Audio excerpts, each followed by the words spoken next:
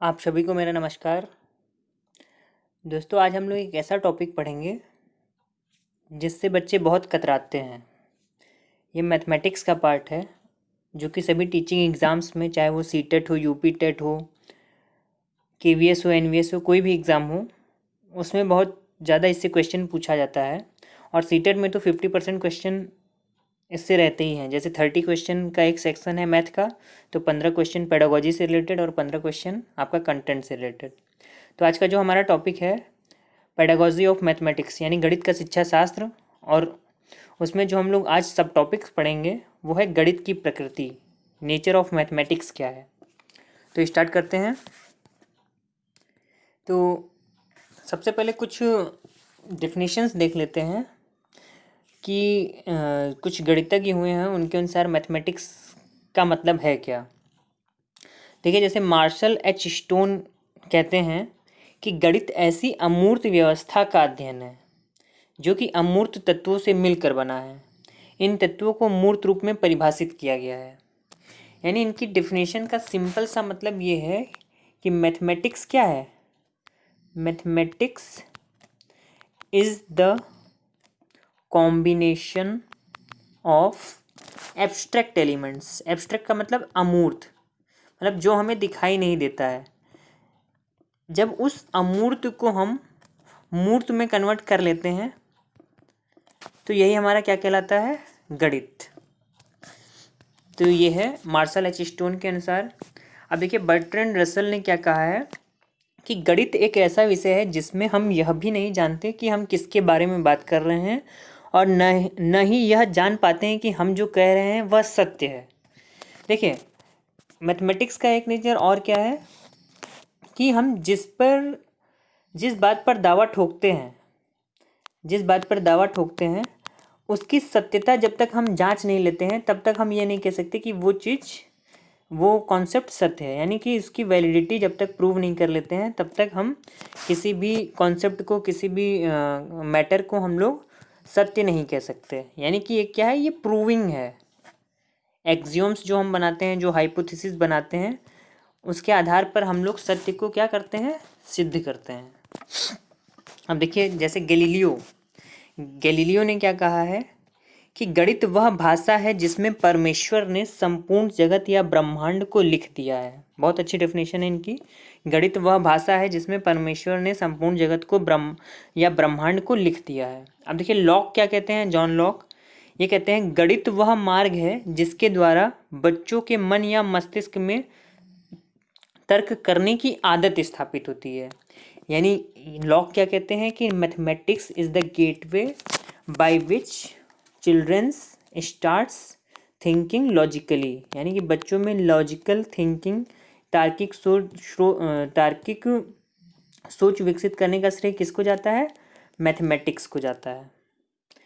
तो इस तरीके से क्या है कि ये कुछ डिफिनेशंस थी। अगर और एक दो डिफिनेशन की बात करें तो हम ये कह सकते हैं, जैसे एक सुना होगा आपने बोले रोजर बेकन का नाम। उन्होंने क्या कहा है कि गणित सभी विज्ञान की कुंजी है। यानी कि mathematics is the gateway and की टू ऑल साइंसेज। ये किसका कहना है, बेकन का। यानी कि ये क्या कहते हैं, गणित सभी विज्ञान की कुंजी व उस तक पहुंचने का मुख्य रास्ता है। अब एक गणितज्ञ और हुए जिनको हम लोग बोलते हैं गॉस। सुना होगा आप लोगों ने, मैथमेटिक्स 12th की मैथमेटिक्स में इनकी थ्योरम्स भी पढ़ाई जाती है, फिजिक्स में भी। गॉस ने क्या कहा है, बहुत अच्छी डेफिनेशन है, सिंपल सी छोटी सी। गणित विज्ञान की रानी है। ये क्या कहते हैं, सिंपल सा, गणित क्या है, विज्ञान की रानी है। यानी mathematics is the queen of sciences. ठीक है, तो ये थी कुछ डेफिनेशंस जो हम लोगों ने देखा। अब हम लोग देखते हैं कि जितनी भी डेफिनेशंस हम लोग ने देखी उसके आधार पर हम लोग गणित के संबंध में क्या कह सकते हैं कि गणित स्थान तथा संख्याओं का विज्ञान है। ठीक है, बिल्कुल सही बात है कि गणित में हम लोग पोजीशन और नंबर्स के बारे में स्टडी करते हैं, उसके साइंस के बारे में। गणित गणनाओं का विज्ञान है, ये भी बात सही है कि हम लोग मैथमेटिक्स के द्वारा कैलकुलेशन करते हैं। गणित माप, तौल, मात्रा, परिमाण तथा दिशा का विज्ञान है, बिल्कुल सही बात है कि इसके द्वारा हम मेज़रमेंट करते हैं, इसके द्वारा क्वांटिटी पता करते हैं तथा इसके द्वारा हम दिशा का पता लगाते हैं।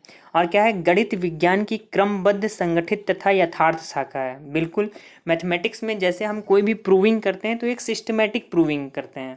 आपने भी कोई मैथ का सवाल अगर हल किया होगा बचपन में, क्लास 8th 9th में, तो आप देखते होंगे कि आपने सुना होगा एल्गोरिदम।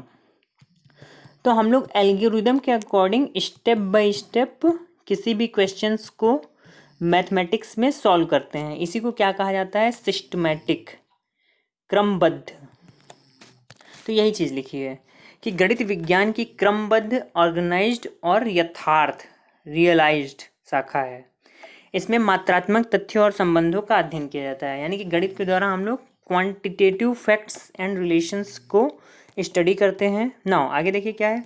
अभी शुरुआत में ही बताया, यह विज्ञान का कैसा रूप है, यह विज्ञान का अमूर्त रूप है। गणित विज्ञान का कैसा रूप है, विज्ञान का अमूर्त रूप है, यानी कि एब्स्ट्रैक्ट फॉर्म है। इसको हम लोग गणित में देखिए जितने भी क्वेश्चंस आप करते होंगे वो उसमें लिखा होता है कि एज्यूम दैट, लेट अस, यानी कि ये लिखते हैं। जब कोई भी क्वेश्चन आप प्रूविंग वाला सॉल्व करते हैं तो आप क्या लिखते हैं, लेट अस, मान लिया, या एज्यूम दैट, कल्पना कर ली। इस टाइप के शब्दों से आप किसी भी प्रूविंग को स्टार्ट करते हैं तो यही लिखा है।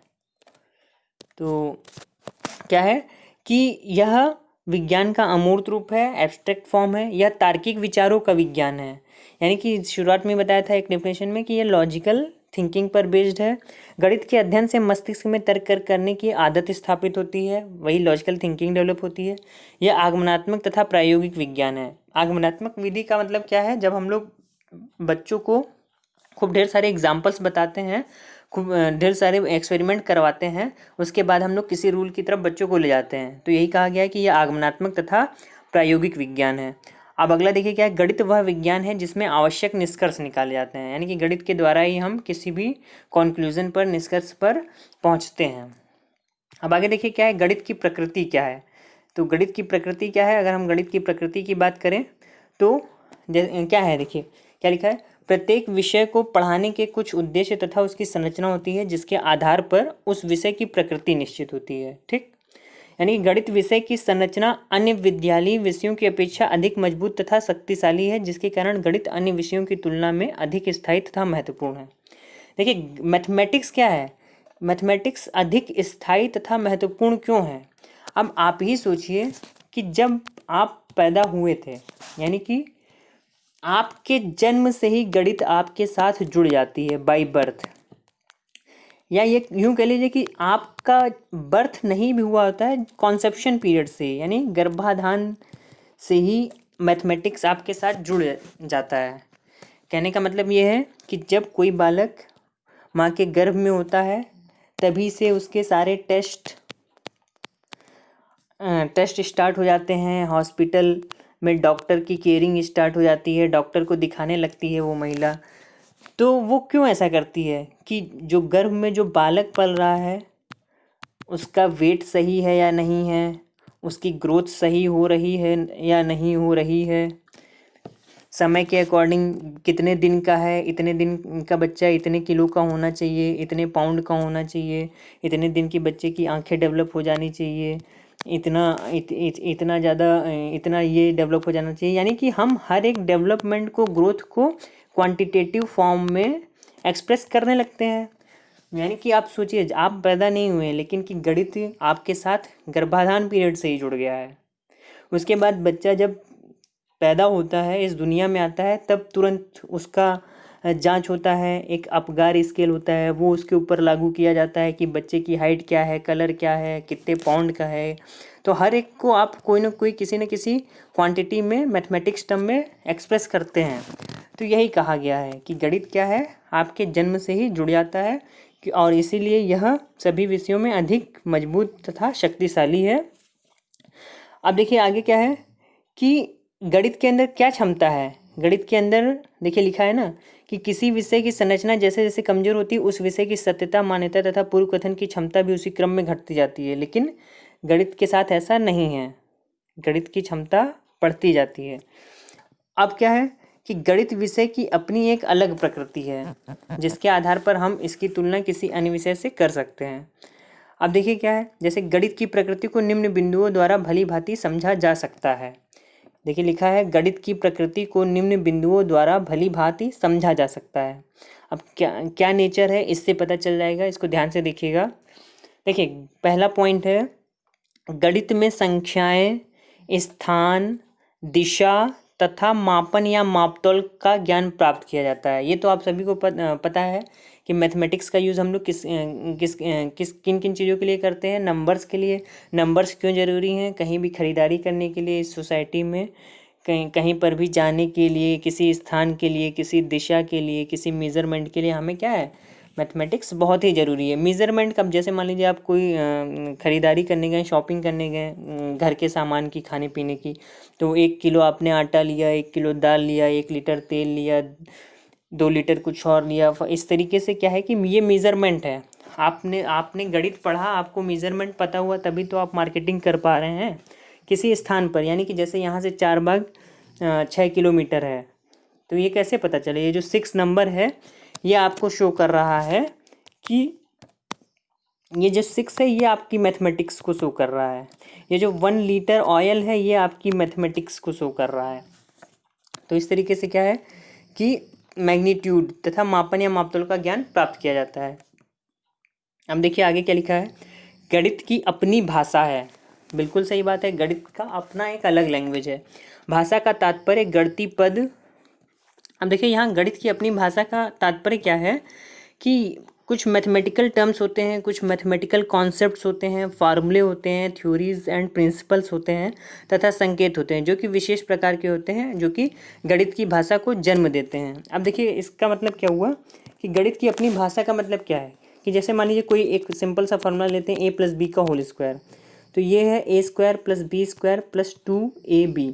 अब देखिए ये है तो a और b, ये है तो इंग्लिश का टर्म, अल्फ़ाबेट है, लेकिन जब हम गणित विषय के अंदर एंटर करते हैं तो यही अल्फ़ाबेट गणित की एक लैंग्वेज बन जाती है और इसको हम फार्मूले के फॉर्म में डिनोट करते हैं। जैसे आप लोगों ने ये भी देखा होगा कि alpha, beta, gamma, delta, zeta, theta, ये सब क्या है, गणित के एक स्पेसिफिक टर्म है।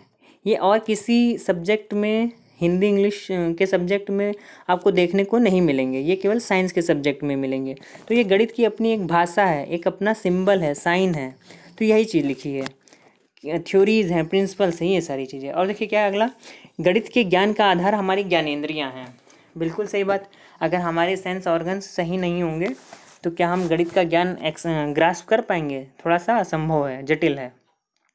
इसके ज्ञान का आधार निश्चित होता है जिससे उस पर विश्वास किया जाता है। अब देखिए मैथमेटिक्स के द्वारा जो भी हम आंसर लाते हैं, जो भी हम प्रूव्ड करते हैं, जो भी हम वेरीफाई करते हैं, वो क्या होता है, वो फिक्स्ड होता है, आप उसे चेंज नहीं कर सकते हैं। क्यों नहीं कर सकते हैं, जैसे मान लीजिए कि a² + b का होल स्क्वायर ही जो है उसका फार्मूला a² + b² + 2ab होता है। आप इस टर्म को चेंज नहीं कर सकते हैं।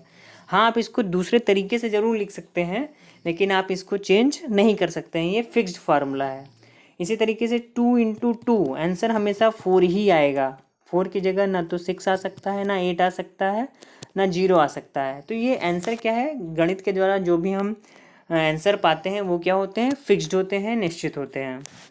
अब आगे देखिए क्या है, गणित का ज्ञान यथार्थ होता है, क्रमबद्ध होता है, लॉजिकल होता है, क्लियर होता है, जिससे एक बार ग्रहण करके आसानी से भुलाया नहीं जा सकता है।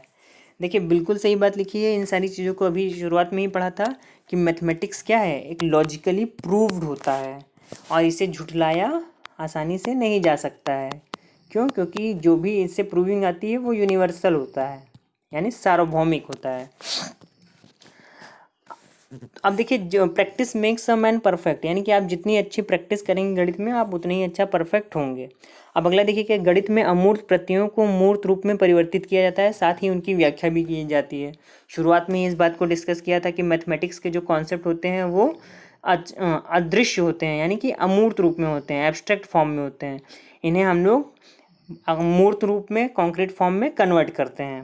अब आगे देखिए क्या है, गणित के नियम, सिद्धांत, सूत्र सभी स्थानों पर एक समान होते हैं, जिससे उनकी सत्यता की जांच किसी भी समय किसी भी स्थान पर की जा सकती है। बिल्कुल अभी जो यूनिवर्सल ट्रुथ की बात की गई वो यही लिखा है कि गणित का नियम ऐसा नहीं कि अमेरिका में कुछ और होगा और इंग्लैंड में कुछ और होगा और ब्रिटेन में कुछ और होगा। यानी कि गणित के जो रूल्स हैं, रेगुलेशंस हैं, फार्मूले हैं, वो सब यूनिवर्सली प्रूव्ड होते हैं, चाहे आप उसे इंडिया में सॉल्व करिए, चाहे अमेरिका में सॉल्व करिए, चाहे ऑस्ट्रेलिया में सॉल्व करिए। इसके जो प्रूविंग है, इसके जो निष्कर्ष हैं वो बदलेंगे नहीं, वो सेम आएंगे। अगला पॉइंट देखिए क्या लिखा है कि इससे संपूर्ण वातावरण में पाई जाने वाली वस्तुओं के परस्पर संबंध तथा संख्यात्मक निष्कर्ष निकाले जाते हैं। बिल्कुल, रिलेशनशिप्स फाइंड किए जाते हैं। इसके अध्ययन से प्रत्येक ज्ञान तथा सूचना स्पष्ट होती तथा उसका एक संभावित उत्तर निश्चित होता है, वही आंसर फिक्स्ड होता है। इसके विभिन्न नियम, सिद्धांतों, सूत्रों आदि में संदेह की संभावना नहीं रहती। देखिए, गणित के से जो भी हम प्रूविंग लाते हैं वो आंसर फिक्स्ड होते हैं, यूनिवर्सल ट्रूथ रहते हैं, तो उसमें संदेह की कोई जगह बची ही नहीं। अगला पॉइंट देखिए क्या है, तीसरा नंबर पॉइंट, गणित के अध्ययन से आगमन, निगमन तथा सामान्यीकरण की योग्यता विकसित होती है। बिल्कुल, इंडक्टिव और डिडक्टिव मेथड लास्ट क्लासेस में भी बता चुका हूँ कि इंडक्टिव मेथड में हम कहाँ से कहाँ जाते हैं, एग्जाम्पल टू रूल की ओर।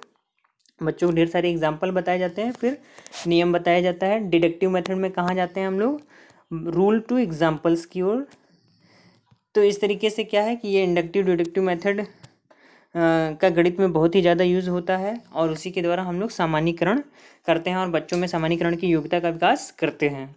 अगला पॉइंट देखिए है, गणित के अध्ययन से बालकों में आत्मविश्वास और आत्मनिर्भरता का विकास होता है। जाहिर सी बात है, जब बच्चे लर्निंग बाय डूइंग करेंगे, खुद से प्रैक्टिस करेंगे, तो जाहिर सी बात है उनमें सेल्फ रिलायंस, कॉन्फिडेंस, आत्मविश्वास, ये सारी चीज़ें पैदा होंगी। क्यों? क्योंकि वो खुद से प्रैक्टिस कर रहे हैं, लर्निंग बाय डूइंग के द्वारा सीख रहे हैं, लर्निंग बाय डूइंग और लर्निंग बाय एक्सपीरियंसेस को यूज़ कर रहे हैं। अब अगला देखिए क्या है, गणित की भाषा सुपरिभाषित, उपयुक्त तथा स्पष्ट होती है। देखिए, गणित का एकदम क्लियर कट है, वेल डिफाइंड परिभाषाएं होती हैं, उसकी भाषा वेल डिफाइन होती है, उपयुक्त होती है तथा स्पष्ट होता है। अगला पॉइंट देखिए क्या है, गणित के ज्ञान से बालकों में प्रशंसात्मक दृष्टिकोण तथा भावना का विकास होता है। बिल्कुल सही बात है। अगला पॉइंट है, इससे बालकों में स्वस्थ तथा वैज्ञानिक दृष्टिकोण विकसित होता है। देखिए, बहुत इंपॉर्टेंट पॉइंट है कि गणित से बालकों में साइंटिफिक एटीट्यूड डेवलप होता है। अगला है, इसमें प्रदत्तों अथवा सूचनाओं को आधार मानकर संख्यात्मक निष्कर्ष निकाले जाते हैं। शुरुआत में ही बताया था, गणित के द्वारा हम लोग क्वांटिटेटिव कंक्लूजन निकालते हैं। जो स्टैटिस्टिक्स हम लोग लगाते हैं, जो सांख्यिकी का यूज़ करते हैं, वो गणित का ही परिणाम है, गणित का ही एक रूप है। अगला पॉइंट है, गणित के ज्ञान का उपयोग विज्ञान की विभिन्न शाखाओं यथा भौतिकी, रसायन विज्ञान, जीव विज्ञान तथा अन्य विषयों के अध्ययन में किया जाता है। अब एक कोई भी ऐसा विषय नहीं है जिसमें गणित का यूज़ हम ना करते हों, चाहे वो फिज़िक्स हो, चाहे वो केमिस्ट्री हो, चाहे वो बायोलॉजी हो, हर जगह गणित का यूज़ होना ही होना है किसी न किसी रूप में। चाहे तो आप एक मिनट सोच कर देख लीजिए, आराम से उसको विचार करिए इस बात पर कि गणित क्या है, हर सब्जेक्ट में घुसा हुआ है किसी न किसी रूप में। अगला पॉइंट देखिए क्या है, गणित विज्ञान की विभिन्न शाखाओं के अध्ययन में सहायक ही नहीं बल्कि उनकी प्रगति तथा संगठन की आधारशिला है। बिल्कुल सही सी बात है।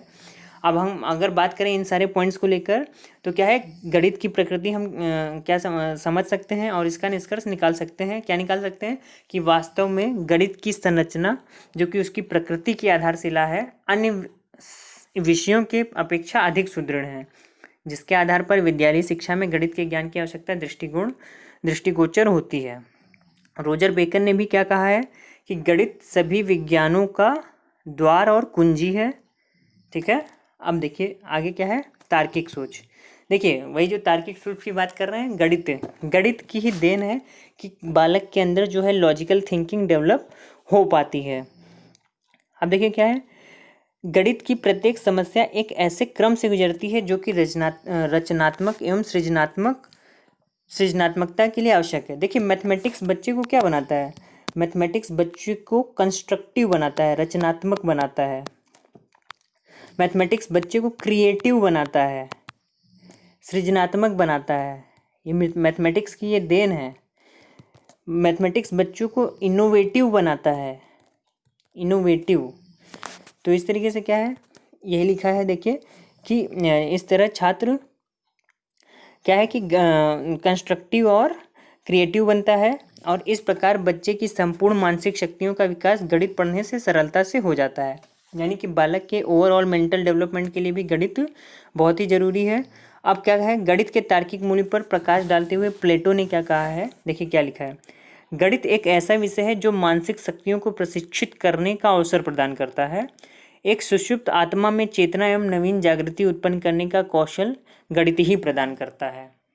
यानी कि सिंपल से टर्म में ये लिखा है कि बालक के ओवरऑल डेवलपमेंट के लिए, मतलब संपूर्ण मानसिक विकास के लिए गणित क्या है, बहुत ही महत्वपूर्ण रोल प्ले करता है। अब देखिए है, विश्व में ज्ञान का अथाह भंडार है और यह भंडार प्रतिदिन वृद्धि हो रही है इस भंडार में। अब देखिए आगे क्या है, किसी व्यक्ति के लिए ज्ञान प्राप्त करना तभी उपयोगी हो सकता है जबकि वह ज्ञान का अपनी आवश्यकता अनुसार उचित उपयोग कर सके। यानी कि हमारे लिए कोई नॉलेज यूज़फुल कब होगी, जब हमें पता हो कि हमारे जो ज्ञान है हम उसको कैसे उपयोग कर सकें, अन्यथा वह बेकार है। अब देखिए क्या है, जैसे प्रोफेसर सर्च भी कहते हैं कि गणित की शिक्षा प्राथमिक रूप से मानसिक शक्तियों को प्रशिक्षित करने के लिए दी जाती है। गणित के विभिन्न तथ्यों का ज्ञान देना इसके बाद ही आता है। बिल्कुल सही बात इन्होंने कहा। अब देखिए क्या है कि गणित का अध्ययन बच्चों को अपनी निरीक्षण शक्ति, देखिए कहाँ कहाँ उपयोगी है, क्यों पढ़ाना चाहिए गणित। गणित का अध्ययन बच्चों को अपनी निरीक्षण शक्ति, ऑब्जर्वेशन पावर, लॉजिकल पावर, स्मरण शक्ति, कंसंट्रेशन, मौलिकता, पावर ऑफ डिस्कवरी, विचार एवं चिंतन शक्ति, आत्मनिर्भरता तथा कठिन परिश्रम आदि सभी मानसिक शक्तियों के पूर्ण रूप से विकसित करने का अवसर प्रदान करता है। सोचिए अब गणित क्या है, गणित की प्रकृति क्या है। गणित बालक के संपूर्ण मानसिक विकास को प्रभावित करता है, इसलिए गणित पढ़ाना बहुत ही जरूरी है। देखिए हब्स ने भी क्या कहा है कि गणित मस्तिष्क को तीक्ष्ण एवं तीव्र बनाने में उसी प्रकार कार्य करता है जैसे किसी औजार को तीक्ष्ण करने में काम आने वाला पत्थर। तो इस तरीके से क्या है कि गणित पढ़ना क्यों जरूरी है, क्योंकि गणित के द्वारा ही बालक का संपूर्ण विकास हो पाता है। और अगर हमें किसी बालक का संपूर्ण विकास करना है तो उसे गणित पढ़ाना ही होगा।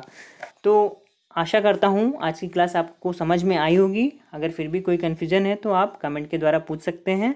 Thank you so much. आपका दिन शुभ हो।